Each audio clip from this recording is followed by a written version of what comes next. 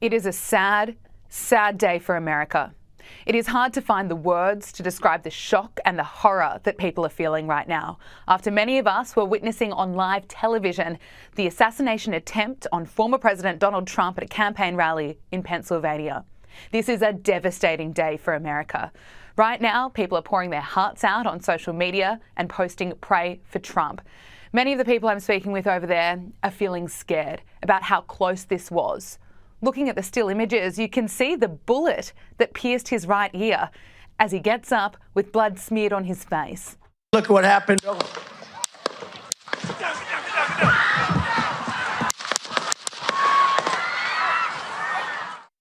This horrific act has just deepened an already huge divide in the United States of America.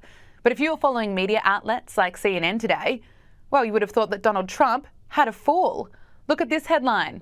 Secret Service rushed Trump off stage after he falls at rally. Falls. It was an assassination attempt. He's not Joe Biden that doesn't know how to stand up. And that's not a one-off headline. This morning, I was looking at my phone and I was taking screenshots because even though it's CNN, I still couldn't believe it. The next headline I saw, Trump injured in incident at rally. Incident. That's really what they wanted to go with when the man who's been president before and is running again was just shot. Oh, and there's more. Video captures what happened at Trump rally that left him injured. Ooh, wonder what it could be.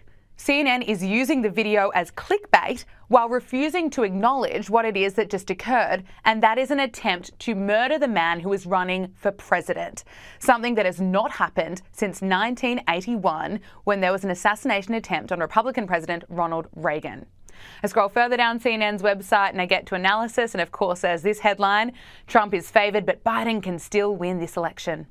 Well, I really doubt that. But let's leave CNN for now. I have more to say about their coverage in a moment because it actually gets worse. And let's look at some of the other reaction we are seeing today. And remember, America is right now feeling the weight and the heartbreak of what has unfolded today. But Colorado Democrat Stephen Woodrow posted on X, "The last thing we need was sympathy for the devil, but here we are." Really classy. You know, comments like that are expected from troll accounts, but politicians, well, it really gives us an insight into how dark and how ugly some of the thinking and some of the attitudes are. And also how much hate there is for Donald Trump. So let's look at what some of the Democrats have said in the past. Have they ever called for political violence?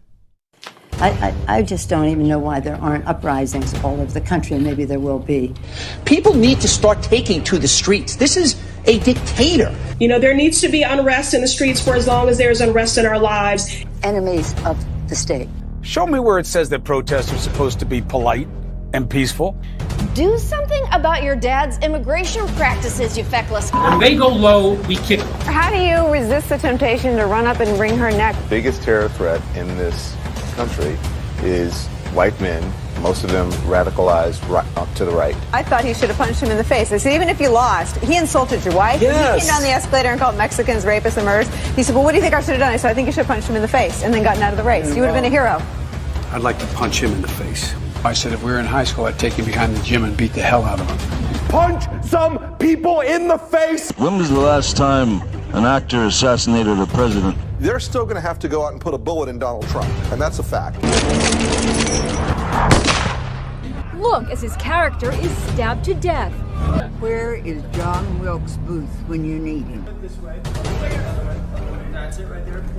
I have thought an awful lot about blowing up the White House. A Missouri state senator is under investigation by the Secret Service after saying she hopes President Trump is assassinated. I will go and take Trump out tonight. It is just disgusting.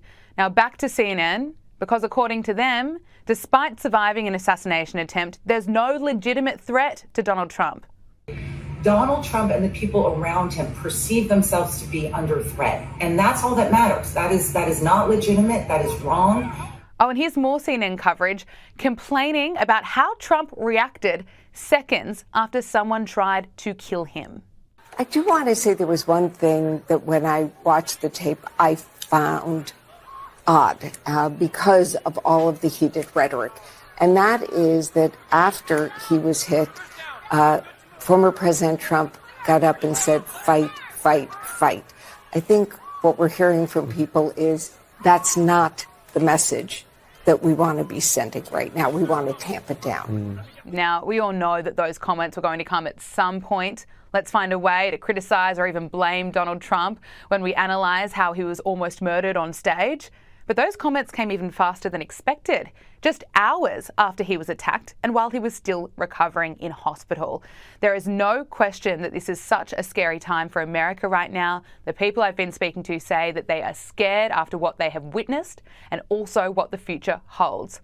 But after today, I suspect we are going to see a lot more support for Donald Trump. We're seeing this already. Billionaire Elon Musk posted on X today, "I fully endorse President Trump and hope for his rapid recovery."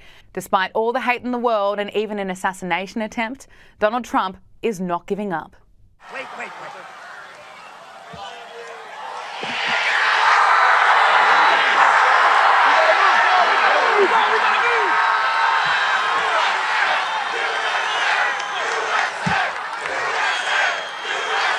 This is the latest from authorities in the US. It's that the FBI stands with the people of Butler County in western Pennsylvania, and our hearts go out to the victims of this heinous act which occurred today.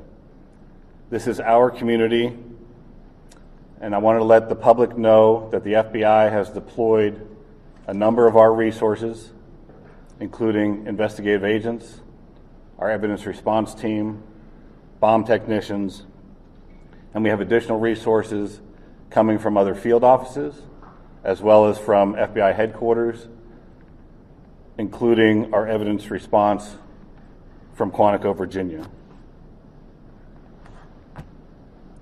We have intelligence analysts as well, working from our field office in Pittsburgh, working feverishly to attempt to identify the individual who did this and any motives behind why this was done. Right now, we need the public's help.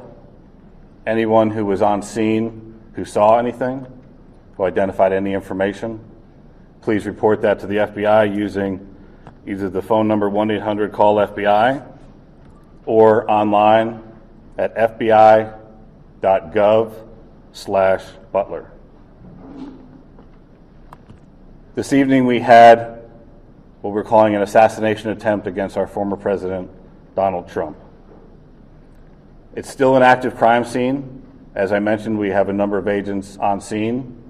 We also are working closely with other federal agencies, our state partners, and our local police partners as well. Again, at this time, we are not prepared to identify who the shooter is.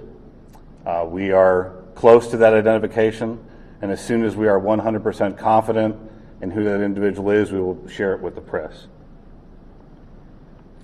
With that being said, also, we do not currently have an identified motive, although our investigators are working tirelessly to attempt to identify what that motive was.